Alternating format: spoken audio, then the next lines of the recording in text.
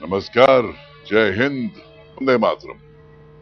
कुदरत ने जिस कश्मीर को जन्नत की खूबसूरती से नवाजा था, पाकिस्तान वहां दरिंदगी का जहन्नुम बसाने की कोशिश में था। कश्मीर के लोग अपने ही घर में विस्थापितों की जिंदगी बिताने को मजबूर कर दिए गए। 1947-48 की जंग को शुरू हुए 1 साल बीत चुका था, लेकिन इसका अंत अभी भी करीब नजर नहीं आ रहा था।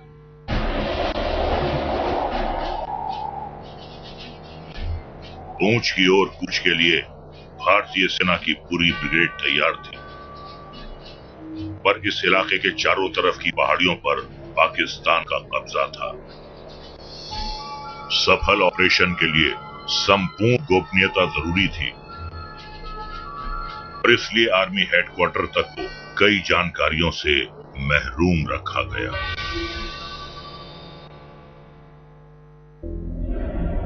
हमें रजौरी से उत्तर की तरफ जाना है सर। लेकिन दुश्मन को ऐसा लगे कि हम दक्षिण की ओर जा रहे हैं, इसलिए हम सीधे रास्ते पर ना जाकर ऐसा दिखाएं कि हम सदाबाद की ओर जा रहे हैं, यानी कि उल्टी direction. Yes sir. Brigadier Singh ji sir. आपकी टुकड़ी पीर बादे सर पर चढ़ाई करेगी। अगर ये पहाड़ी हमने अपने कब्जे में कर ली तो आगे बढ़ती ट्रूप्स को आसानी हो। जी सर। पूंछ तक के पूरे रास्ते में भारतीय फौज पाकिस्तानियों को यूं ही छकाती रही, उलझाती रही और एक के बाद एक कठिन चोटियों पर भारत का कब्जा होता रहा। पूंछ को जोड़ने के प्लान को ऑपरेशन इजी का नाम दिया गया। हालांकि मीलों लंबा रास्ता, खड़ी चढ़ाई, हर तरफ से बरसती गोलियां और हड्डियां गला देने वाली ठंड, ये ऑपरेशन बिल्कुल इजी नहीं था। लेकिन शायद इन पहाड़ों से भी ऊंचे हमारे फौजों के हौसले ऐसी कठिनाइयों को भी इजी यानी आसान मान रहे थे। 8 नवंबर तक हिंदुस्तानी फौज भिंबर गली तक पहुंच चुकी थी। इस ओर से पूंछ तक पहुंचने का ये इकलौता रास्ता था और सामने सीना ताने खड़ी थी पीर सैयद फजल शाह की पहाड़ी। इस पहाड़ पर पाकिस्तान का कब्जा था और चप्पे चप्पे पर उनके सैनिक तैनात थे। पहाड़ पर दुश्मनों के बंकरों पर पूरे दिन बमबारी करने के बाद शाम 5 बजे सैनिकों ने चढ़ाई शुरू कर दी। दुश्मन ने पहले ऊपर से गोलियां बरसाईं। जब सैनिक नहीं रुके तो बड़ी बड़ी चट्टानें गिराईं, पर अपनी बंदूकों पर नेरे सजाए जवान आगे बढ़ते रहे। दुश्मन के दिल में ऐसा खौफ बैठा कि वो उनके ऊपर पहुंचने से पहले ही पीठ दिखाकर भाग गए। भिंबर गली में तो सर हम आगे बढ़ गए, लेकिन झीका गली में काफी मुश्किलों का सामना करना पड़ रहा है, क्योंकि यहाँ दुश्मन काफी स्ट्रॉन्ग है। और अगर हम राइट की ओर से आगे बढ़े तो ये ठीक रहेगा सर। उस तरफ की इतनी तैनाती नहीं है। Yes sir.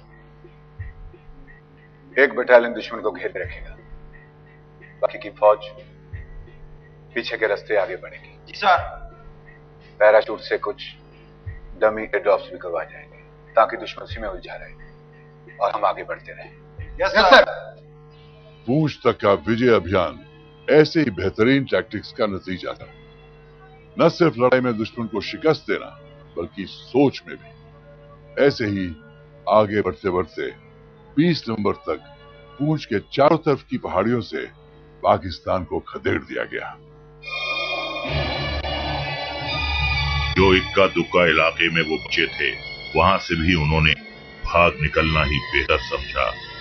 बस अब नष्ट की गई सड़कों को दोबारा बनाया जा रहा था ताकि पूंछ पूरी तरह से जुड़ जाए। जो 21 नवंबर 1948 को लिंक अप हुआ, जम्मू पूंछ लिंक अप हुआ, उस वक्त उन्होंने बाज़ाब्ता साथ में एक सड़क का नेटवर्क जो था वो बनाना शुरू किया और कुछ ही दिनों में एक रास्ता बन गया और पिकटें बन गई और ये एरिया जो था ये सारा फिर एक बार लिबरेट हुआ।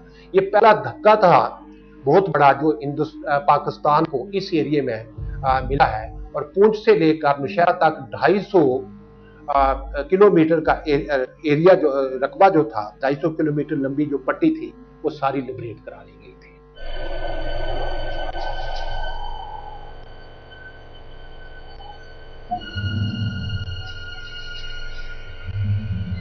करीब 1.25 साल तक दुश्मन की गोलियों के बीच जीना, ना खाने पीने का सामान, ना कोई बुनियादी सुविधाएं, हर पल हर वक्त खौफ। पर भारतीय सेना ने नाउम्मीद हो चुके पूंछ के लोगों को नई जिंदगी दी थी।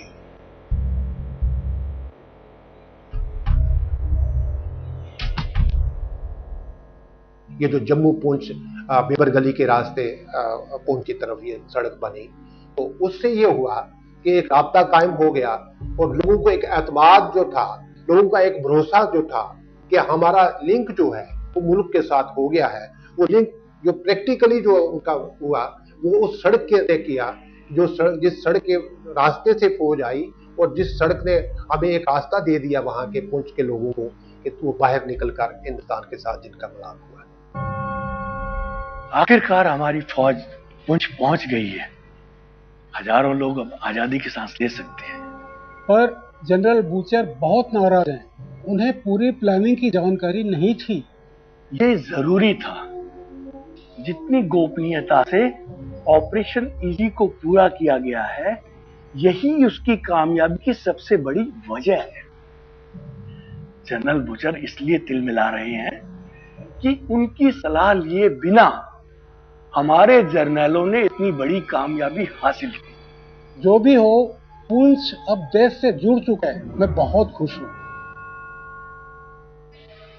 इस दौरान अगस्त 1948 में यूनाइटेड नेशंस ने दोनों देशों के बीच युद्ध विराम यानी सीज फायर का प्रस्ताव रखा।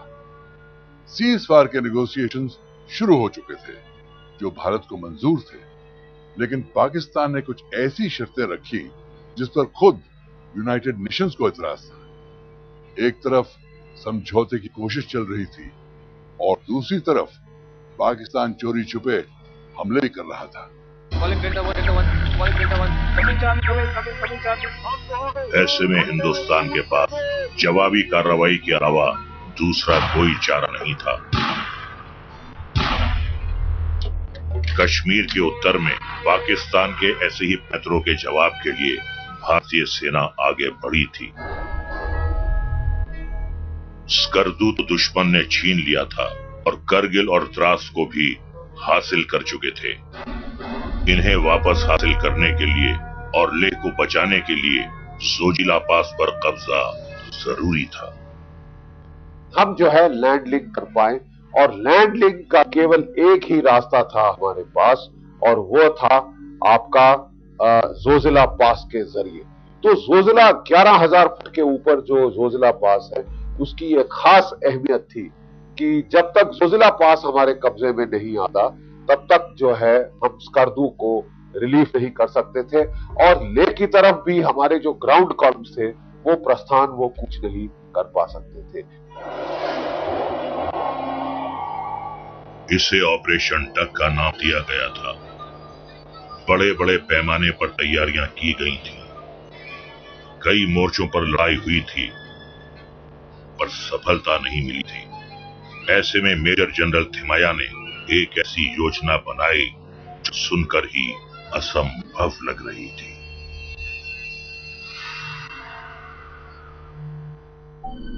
जोजिला पर टैंक ले जाना होगा।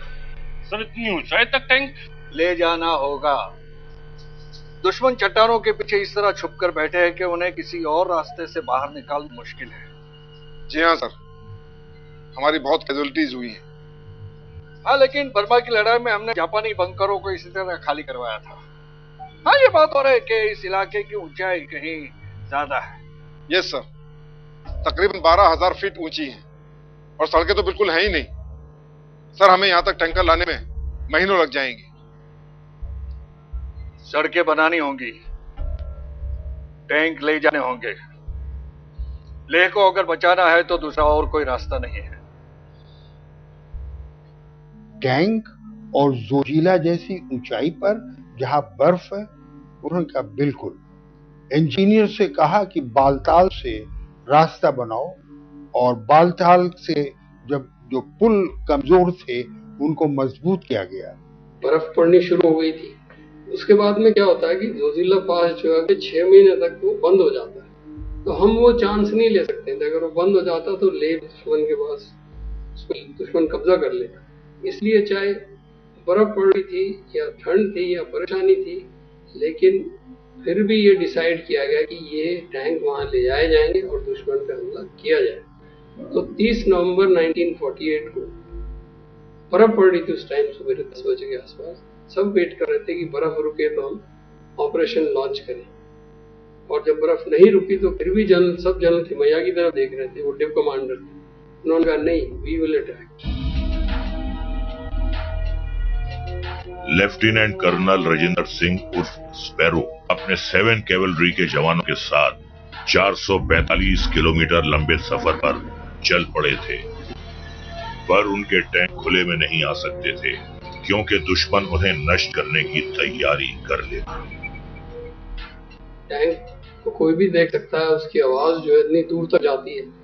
इसलिए ये डिसाइड किया गया कि ये अखनूर में थी, 7 कैवलरी जिसके टैंक ले जाए गए वहां पे, उनको वहां पे एक ब्रावो स्क्वाड्रन जो उनका था उसको वहां डिसमेंटल किया गया, टैंक्स को, उसका टर्रेट उतार दिया, उसकी गन उतार दी और उनको गाड़ियों में 3 टन के अंदर डाल के और तरपाल से ढक के फिर उनको वहां पे लाए नीचे सोनमर्ग में। वहां उनको असेंबल किया गया सोनमर्ग में और फिर इनको जोजिला की तरफ ले जाया गया।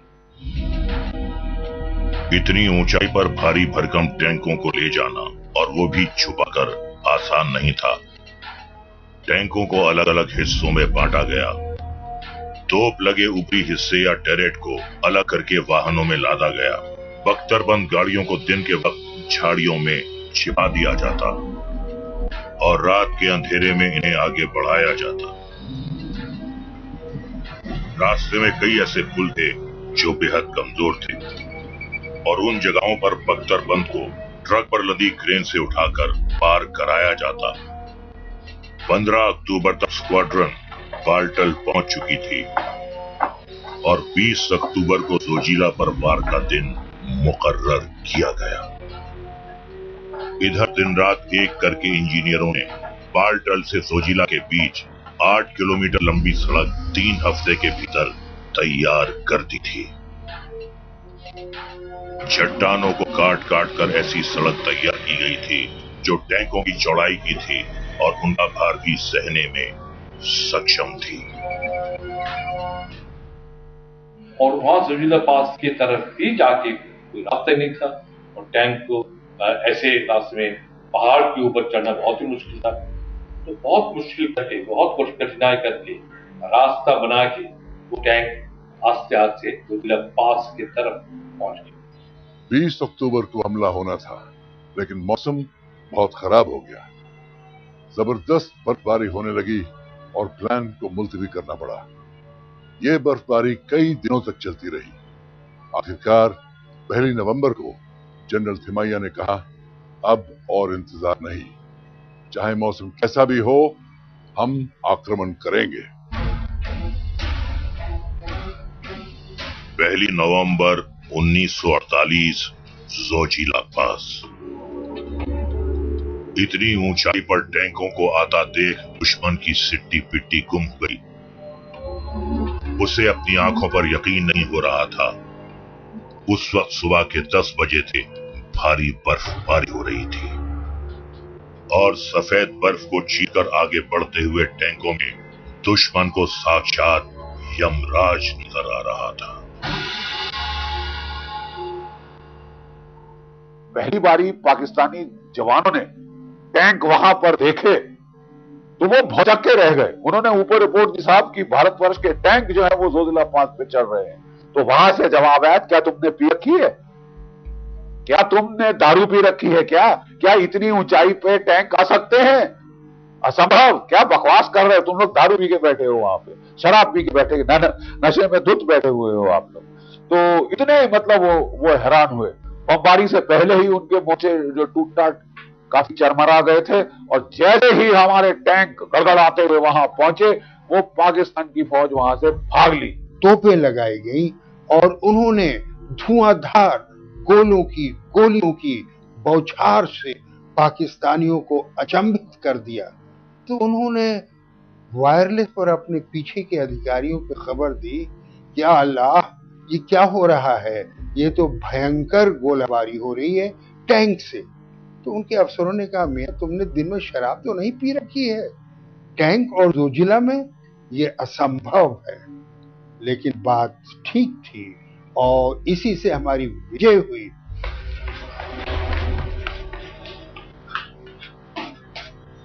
जनाब, हिंदुस्तानी टैंक में आए। तुम्हारा दिमाग तो कहीं खराब नहीं हो गया? अरे इतनी ऊंचाई पर टैंक कैसे आ सकते हैं? जनाब यकीन मानिए, वो टैंक ही है। वो आगे बढ़ रहे हैं गुमरी बेसिन की तरफ। अब तो पहुंचने वाले भी होंगे जनाब। अरे ऐसा नहीं हो सकता है, यहाँ तक टैंक आएंगे कैसे? और अगर आएंगे भी तो हमें इसका इल्म नहीं होगा क्या? जनाब बेइंतहा बर्फबारी हो रही है, वो लोग दिखाई नहीं दिए थे और हमारे लोग इतना दहशत में हैं कि टैंक देखकर भाग रहे हैं।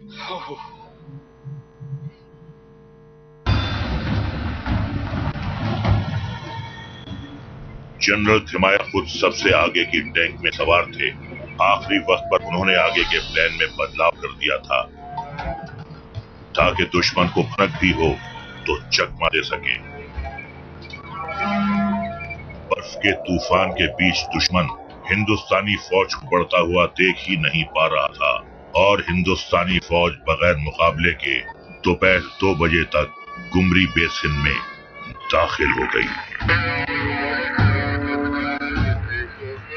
दुश्मन के जो सैनिक देख भी पा रहे थे वो टैंकों के आगे करते भी तो क्या, मशीन गन की गोलियां बख्तरबंद से टकरा कर बाहर ही गिर रही थी।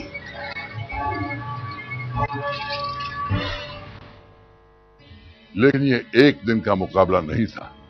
इलाका बहुत बड़ा था और दुश्मन भी दूर दूर तक फैला हुआ था।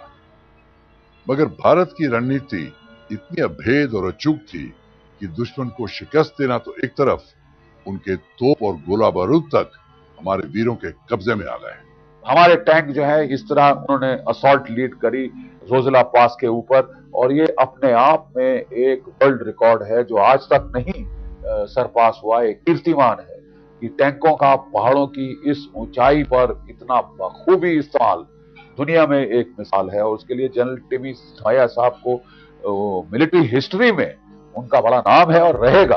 अगर ये जोजिला पास उस वक्त 1 नवंबर तक हमने नवंबर के पहले हफ्ते में अगर हम कैप्चर नहीं करते तो ये पूरा लद्दाख, जो लेह, कारगिल और पूरा लद्दाख जो चाइना बॉर्डर तक, वो पाकिस्तान कैप्चर कर लेता। इसीलिए ये जो लड़ाई था, इतना मुश्किल हालात में इतना कठिन काम करके इसको कैप्चर किया गया, इसका बहुत ही एक इम्पोर्टेंस रहता है इसके।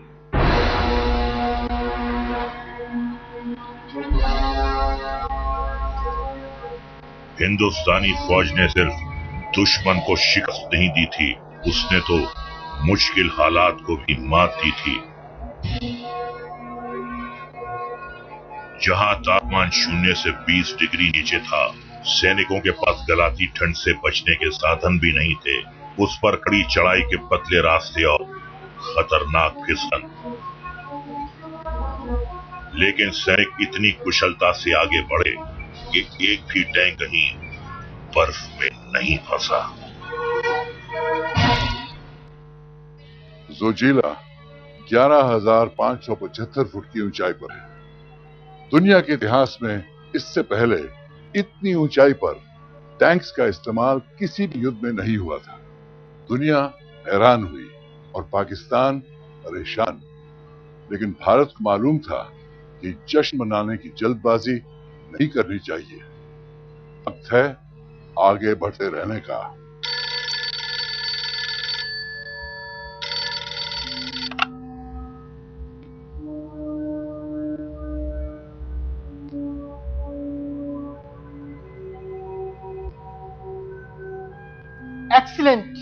Excellent news. ये तो बहुत ही अच्छी खबर है। मेरी तरफ से सभी को बधाई दीजिए। जोजिला की कामयाबी को आप सबने मिलकर मुमकिन किया है। पर ध्यान रहे, रफ्तार में कोई कमी नहीं होनी चाहिए। पूरी रफ्तार से कारगिल की तरफ बढ़ते जाइए। दुश्मन को सांस लेने का मौका भी मत दीजिएगा। Very good, all the best.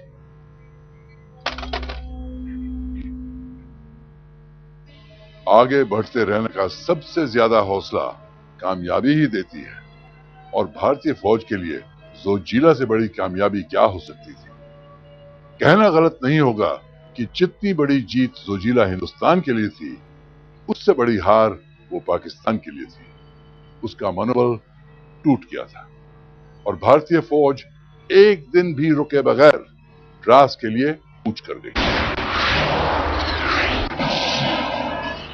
चट्टानी गुफाओं में दुबके दुश्मनों को टैंक्स की ताकत से उड़ाते हुए हिंदुस्तानी फौज आगे बढ़ रही थी।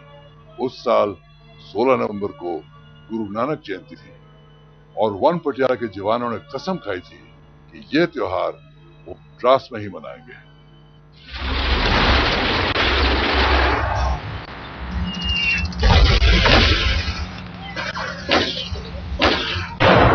जवानों ने खुद से किया ये वादा निभाया भी। द्रास में वो एक दिन पहले ही दाखिल हो चुके थे।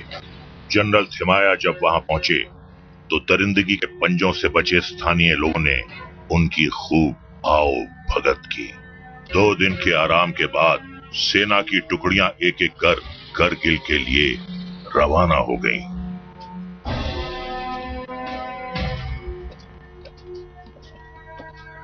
फाइव गुरखा भागे थे। करगिल के रास्ते में दुश्मन के क्षेत्र को खत्म करते हुए आगे बढ़ रहे थे। 22 नवंबर को पूरी रात चलकर अगली सुबह तड़के वो करगिल पहुंचे और दोपहर तक लेह से निकली एक टुकड़ी भी वहां पहुंच चुकी थी। पूरा इलाका दुश्मन से साफ हो गया था और लद्दाख बच गया था। हमारी फौजें बढ़ी किसकी तरफ? द्रास, कारगिल, और वो जीत लिया पुनः पाकिस्तान से। उसकी जो बढ़ती हुई फौजें थी उनको हमने उनका मुंह मोड़ दिया और लेह की रक्षा हुई। और सबसे बड़ी बात तो ये थी कि जो पाकिस्तान का मंसूबा था कि वो इस तरफ से कश्मीर की घाटी पर आक्रमण करे, वो हमने निरस्त कर दिया। इस दौरान मोर्चे पर यूएन कमीशन की मौजूदगी भारतीय सेना को मुश्किल हालात में डाल रही थी। युद्ध विराम पर उनके स्टैंड को लेकर और पाकिस्तान के दोहरे मापदंड के बीच भारत सिर्फ रक्षात्मक कार्रवाई करने पर मजबूर हो रहा था। जनरल करियप्पा की सोच इससे मेल नहीं खाती थी। सीज फायर को मान लेना जो था वो हमारे बिल्कुल एक गलत स्टेप था, जो कि नेशनल लेवल के लीडर्स ने लिया। मेरे ख्याल से वो जो था स्टेप नहीं लेना चाहिए। मेरे ख्याल से हमको लड़ाई तब तक लड़ते रहना चाहिए था जब तक कि हम हर एक पाकिस्तानी को वहां से बाहर नहीं निकालते। और यही उस वक्त कमांडर्स की एडवाइस थी, जो कि पॉलिटिकल अथॉरिटीज के ऊपर जाकर उन्होंने नहीं माना। जनरल करियप्पा की सोच ज़मीनी हकीकत से जुड़ी थी और दिल्ली में सरकार की सोच आदर्शवादी थी। क्योंकि नेहरू संयुक्त राष्ट्र की शरण में जा ही चुके थे। सैन्य मोर्चे पर मजबूत होते हालात का भी कोई साफ फायदा मिलता नजर नहीं आ रहा था। अब बहुत जल्द युद्ध विराम हो जाएगा। लड़ाई बहुत लंबी चली। पर हम तो ज्यादातर इलाके जीत चुके हैं। कहीं ऐसा तो नहीं कि जो बढ़त हमने हासिल की है वो हम गवा दें। युद्ध खत्म हुआ तो सबके लिए बेहतर होगा। हमारी फौज तो अटैक नहीं कर रही है। पाकिस्तान जो कार्रवाई करता है हम उसका जवाब देते हैं। क्या पता वो युद्ध विराम का सम्मान करेंगे भी या नहीं। यूएन ने विश्वास दिलाया है कि वो पूरा दबाव बनाएंगे पाकिस्तान पर। सियासी वादों की तरह कूटनीतिक इरादे भी सिर्फ अपने भले पर आधारित होते हैं। जब युद्ध विराम की चर्चा चरम पर थी, तब दिसंबर के बीचों बीच पाकिस्तान ने नौशेरा और आसपास के इलाकों पर जबरदस्त बमबारी शुरू कर दी। 14 दिसंबर 1948 नौशेरा।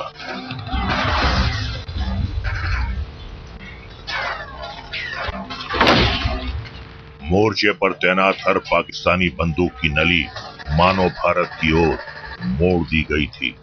9 घंटे में 5000 गोले भारतीय सीमा पर आकर गिरे। युद्ध विराम के दबाव में भारत कुछ देर तक तो खामोश रहा, पर जब गरजा तो पाकिस्तान की हालत खराब हो गई।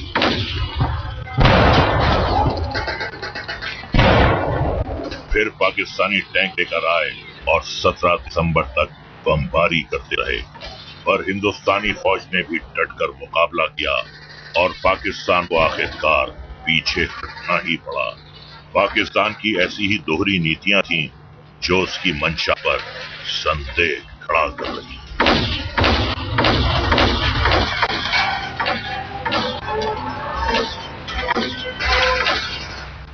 वो अब पाकिस्तान के लिए अपने अस्तित्व की लड़ाई हुई थी और इसलिए चाहे वो वहां पे बातचीत होती रहे सीज फायर के लिए, लेकिन पाकिस्तान ने लड़ाई करना बंद नहीं किया इसी वजह से। पाकिस्तान की कोशिश ये थी कि युद्ध विराम के ऐलान तक वो जितना इलाका कब्जा कर सकता है कर ले, और इसलिए जैसे जैसे सीज फायर के संकेत मजबूत हो रहे थे वो अपने हाथ पैर और जोर से मार रहा था।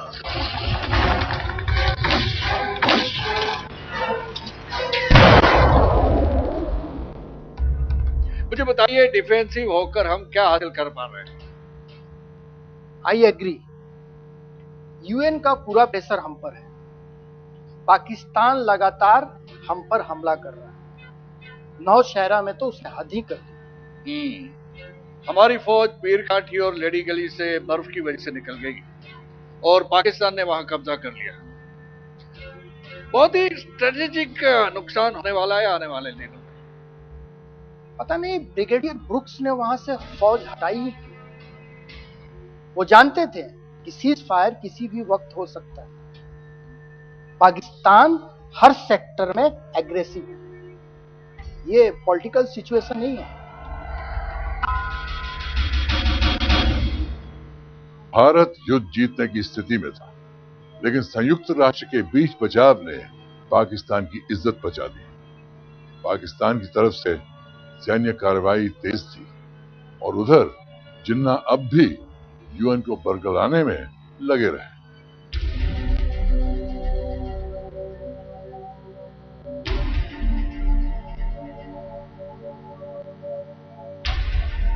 संयुक्त राष्ट्र का रुख धीरे धीरे पाकिस्तान की ओर मुड़ता नजर आने लगा और इसकी एक बड़ी वजह भी थी। ये वजह थी इंग्लैंड।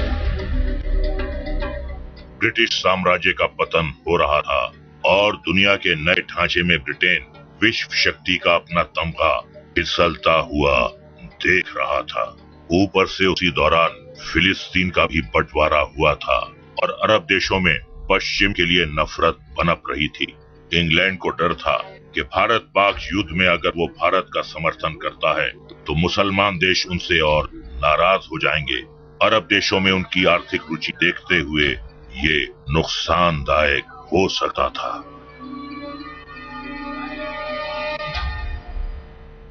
स्ट्रेटेजिक तौर पे ब्रिटेन के दिमाग में यही था कि मुस्लिम देशों के लिए पाकिस्तान एक अच्छा इंटरमीडियरी है और स्ट्रेटेजिक इंटरेस्ट के लिए पाकिस्तान के एयर बेसिस वो काफी देर तक यूज कर सकता है।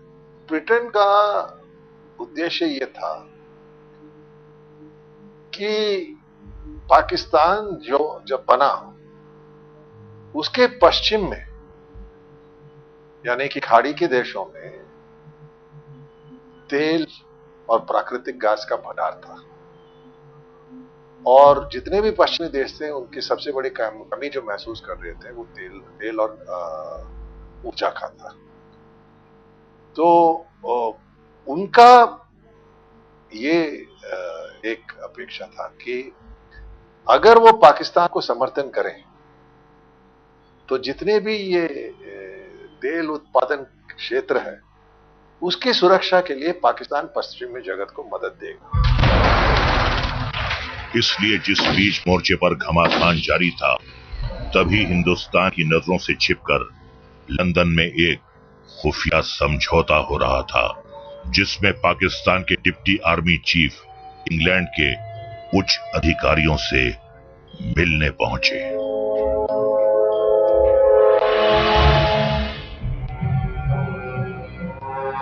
सितंबर 1948, London. I'm very happy you decided to cooperate. This will be a long-lasting relationship.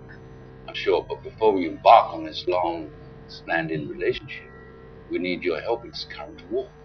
I understand. We can have a look at that. We have been facing reserves of late, and India has brought reinforcements, and we have suffered strategic losses. We understand completely, and if you do decide on this defense treaty, you can expect some heavy cooperation from our side. That is what we want. Look, our officers have the inside information. We might not give you all the war plans, but you'll have some hints, tips, and you'll have all our insurances. Great.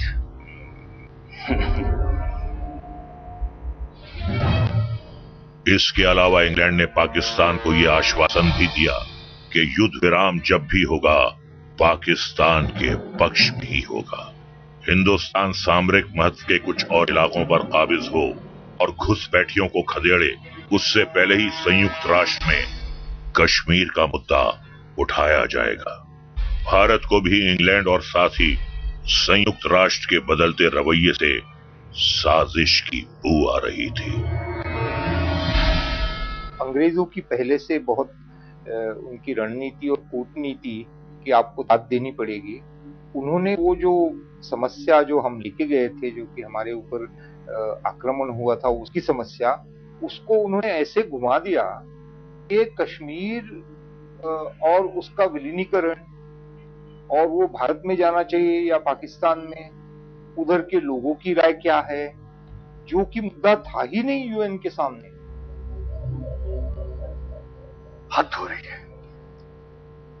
सारी रियायतें हमसे क्यों मांगी जा रही हैं? पाकिस्तान तो जैसे कुछ भी नहीं खो रहा, और उसका रवैया तो ऐसे है जैसे सारी गलती हमारी ही हो। मुझे तो समझ नहीं आ रहा है। माउंटबेटन ने मुझसे कहा था कि यूएन पाकिस्तान पे दबाव बनाएगा। सब एक साथ है। मुझे तो लगता है भीतर ही भीतर ये सबकी आपस में साठ-गांठ है। जनरल क्रियप्पा से मेरी बात हुई थी, वो सीज फायर करने के मूड में ही नहीं है, और हमारी फौज तो जैसे दो लड़ाइयां एक साथ लड़ रही है, पहली पाकिस्तान से और दूसरे अपने हेडक्वार्टर के अंग्रेज जनरल से। जब हमारी फौज पे प्रेशर था तब कोई सीज फायर नहीं हुआ। जब हमारी फौजें इनिशिएटिव जीत गई, जब उन्होंने शेलाटेन पास में जाकर श्रीनगर की लड़ाई जीत ली, वैली से खदेड़ दिया, पुंछ को हमने सीज ऑफ पुंछ को लिफ्ट कर दिया, सीज ऑफ ले कारगिल को कैप्चर किया, सीज ऑफ कारगिल जो ले की सीज थी घेराबंदी, उसको भी लिफ्ट कर दिया, उसको भी रिलीफ किया, और हमारी फौजें अब आगे बढ़ने लगी। तो उस वक्त माउंटबेटन साहब ने नेहरू जी के ऊपर दबाव डाला, और इसके पीछे थे ये दोनों सेनाध्यक्ष, तो अंग्रेज सेनाध्यक्षों के एडवाइस के नीचे, क्योंकि वो नहीं चाहते थे, क्योंकि एक अंग्रेज कमांडर पाकिस्तान की सेना का भी कमांडर था। अगर हमारी फौजें मुजफ्फराबाद को वापस ले लेती तो हम जो है बिल्कुल इस्लामाबाद, उनकी राजधानी के ठीक ऊपर के पहाड़ों। एक तरफ था नेहरू का भरोसा, दूसरी तरफ अंग्रेजों का विश्वासघात, और बीच में हिंदुस्तानी सेना जो दुश्मन पर करारा आघात तो करती, लेकिन सरकारों के पसोपेश में उलझी थी। इस बीच भारत और पाकिस्तान के अंग्रेजी जनरलों ने युद्ध विराम का खाका तैयार कर लिया था।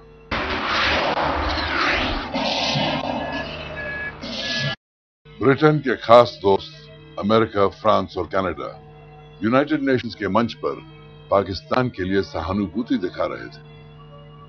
इंग्लैंड लगातार इस कोशिश में था कि बिना शर्त युद्ध विराम हो और जम्मू और कश्मीर में पाकिस्तान को सेना रखने की इजाजत हो।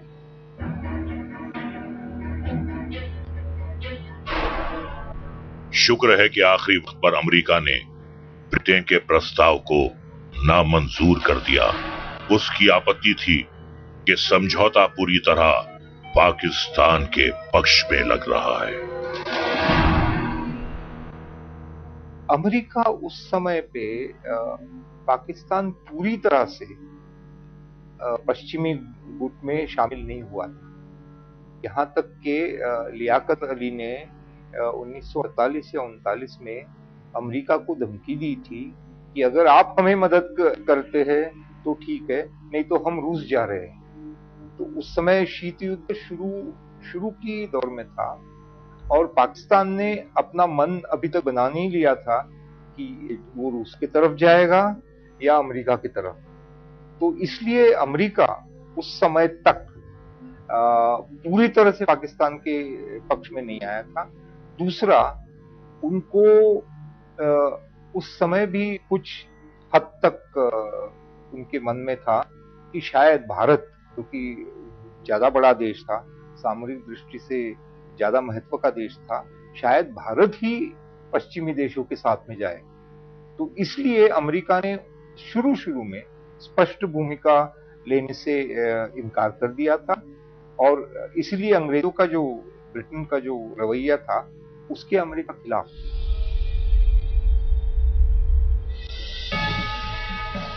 संयुक्त राष्ट्र के कमीशन ने 13 अगस्त 1948 को युद्ध विराम का प्रस्ताव तैयार किया था। इस पर लंबी चर्चा और संशोधनों के बाद 9 नवंबर को इसे मंजूर किया गया था। भारत और पाकिस्तान के commander in chief general Roy butcher और जनरल सर ग्रेसी ने एक दूसरे को इस बाबत टेलीग्राम भेजे और 31 दिसंबर सन 48 की मध्यरात्रि से युद्ध विराम अमल में आ गया।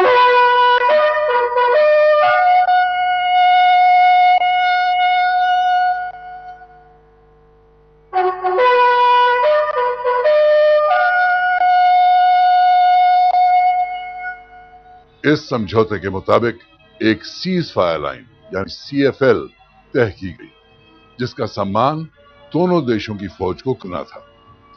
सीज फायर के दौरान शांति बहाली की जिम्मेदारी दोनों देशों को दी गई। इस युद्ध विराम को 3 फेज में बांटा गया। पहले दौर में पाकिस्तान की फौज को अपने कब्जे के इलाकों से वापस लौटना था और कबायलियों को निकलवाने का जिम्मा भी उन्हीं को दिया गया। इस मसौदे में कहा गया कि जब पाकिस्तानी फौज कश्मीर की जमीन से हट जाएगी तो युद्ध विराम के अगले दौर को अमल में लाया जाएगा, यानी भारतीय फौज खाली किए गए इलाकों में सैनिक भेजेगी। पर पाकिस्तान के लौटने के बाद वो कश्मीर में उतने ही सैनिक रखेगी जो वहां कानून व्यवस्था बहाल रखने के लिए जरूरी हो। तीसरे दौर में जम्मू कश्मीर के लोगों की मर्जी से राज्य का भविष्य तय किया जाएगा, यानी जनमत होगा। इस दौरान UNCIP के मिलिट्री पर्यवेक्षक सीज फायर के सम्मान का निरीक्षण करेंगे। भारत के कहने पे युद्ध विराम की जो शर्तें थी वो 3 थी कि सबसे पहले जैसे ही युद्ध विराम होता उसके बाद जो पाकिस्तान की आर्मी है और पाकिस्तान के कबायली हैं वो विड्रॉ हो जाए पूरी जम्मू एंड कश्मीर से। सिर्फ वही नहीं हिस्सा जहां पे भारत की आर्मी पहुंच चुकी थी, बट पूरे जम्मू और कश्मीर से। दूसरा ये है कि भारत की आर्मी रहेगी पूरे जम्मू कश्मीर में सफिशिएंट क्वांटिटी में ताकि वो दोबारा से ये लोग वापस ना आ सके।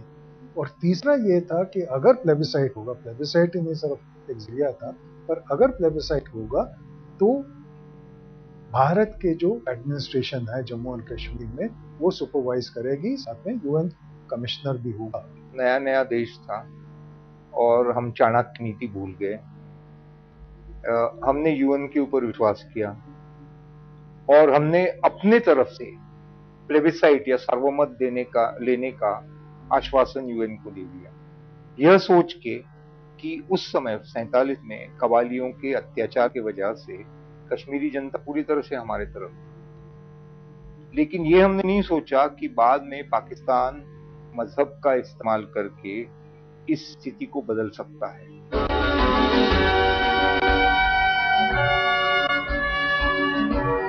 इसके बाद 1949 जून में कराची में 10 दिन की कॉन्फ्रेंस के जरिए 640 किलोमीटर की सीज फायर लाइन तय की गई।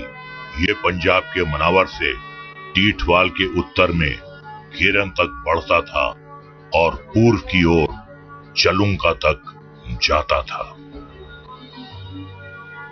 14 महीने के इस युद्ध में भारत की तकरीबन 6000 कैजुअल्टीज हुई।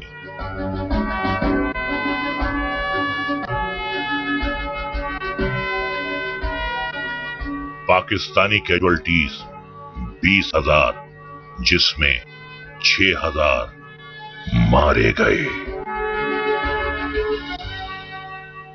माउंटबेटन साहब ने जो है नेहरू जी पे दबाव डाला कि वो किसी तरह सीज फायर कर ले और ये लड़ाई यूएनओ में ले ली जाए, जो बहुत भारी सामरिक दृष्टिकोण से एक बहुत बड़ी भूल थी, जिसकी आज तक हम कीमत चुका रहे हैं। आज तक साहब जीती लड़ाई हमने हार दी, ये केस यूएन में ले जाकर। 1948 का युद्ध विराम मैं तो ये कहूंगा कि एक तो भारत की गलती से हुआ, क्योंकि भारत उस टाइम हावी था, और अगर कुछ दिन और मिल जाते तो पाकिस्तान के जो भगोड़े थे, पाकिस्तान के कबायली थे और पाकिस्तान आर्मी रेगुलर जो थे, वो सब खदेड़ दिए जाते और पूरा का पूरा जम्मू और कश्मीर जो है वो इंडिया का होता। ये एक ऐसा युद्ध था जिसके बाद अगर समझौते को सियासी तौर पर सही तरीके से संभाला जाता तो कश्मीर के हालात आज नहीं होते। पाकिस्तान की धोखाधड़ी जारी रही। युद्ध विराम का उल्लंघन उसने न सिर्फ शर्तों को न मानकर किया, बल्कि सीमा पर भी हर दिन कुछ न कुछ हरकतें करता रहा। पाकिस्तान को तो खैर उसकी हिमाकत की सजा हिंदुस्तान ने दे दी, लेकिन दूसरी सरहद पर एक और पड़ोसी रच रहा था षड्यंत्र। 1962 के युद्ध में वीरता की अनगिनत दास्तान लेकर आएंगे अपने अगले एपिसोड में। जय हिंद, वंदे मातरम।